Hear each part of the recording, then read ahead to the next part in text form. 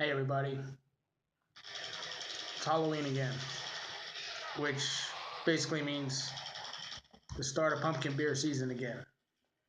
So you can get your pumpkin beers, of course, now right through Thanksgiving pretty much. Although many places are going to sell out by mid-November. Um, this one is not about a particular beer, but maybe just pumpkin beers in general. Um, One thing is that they're made out of all different beers. You've seen my reviews maybe, and you'll find that many of them are ales.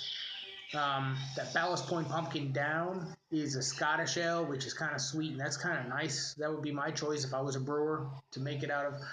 Um, there's even a couple of stouts, and the best one by far is Southern Tier's Warlock Imperial Stout. It's 10%, and it's dynamite. I may have to just, get one to have it with you, but in the meantime, trust me, if you get a chance to have Warlock, please do get your hands on it. Now, um, the others are mostly just ales.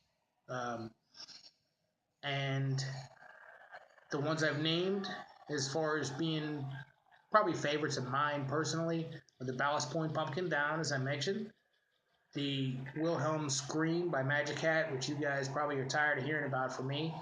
Um, it doesn't get as great reviews as I give it personally. I love it. Same thing with Shipyard Pumpkinhead.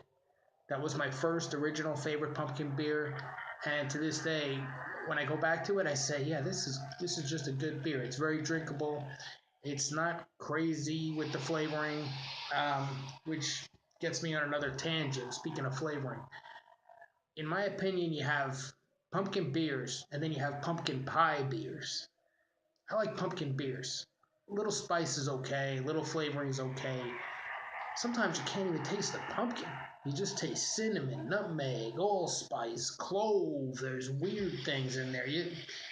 Come on. It's a pumpkin beer.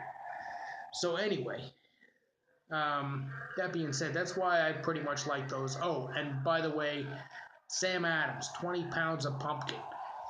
It's everywhere. Sam Adams stuff, the best thing about it is it's everywhere. And it's all pretty good. Trust me, 20 pounds of pumpkin is pretty much a good pumpkin beer, not crazy flavors. It's got a little seasoning in there, don't get me wrong, but but you'll like it.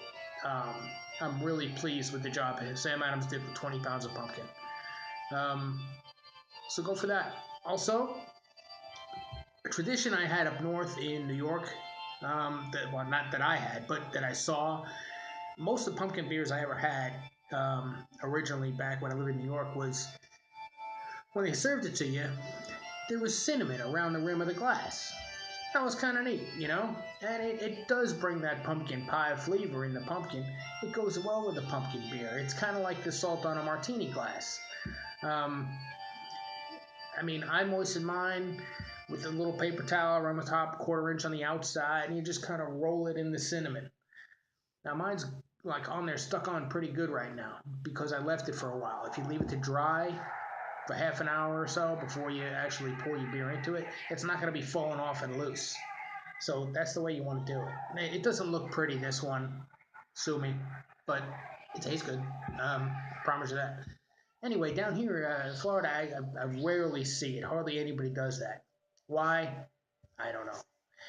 Anyway, I'm going to be pouring a beer into this in a minute, but I'm going to make that a separate review. But that's it. You guys who know me personally, email me, message me any more questions about the cinnamon thing. You can Google on YouTube about putting cinnamon on a glass. Anyway, that's all for now. We'll talk more. Till next beer.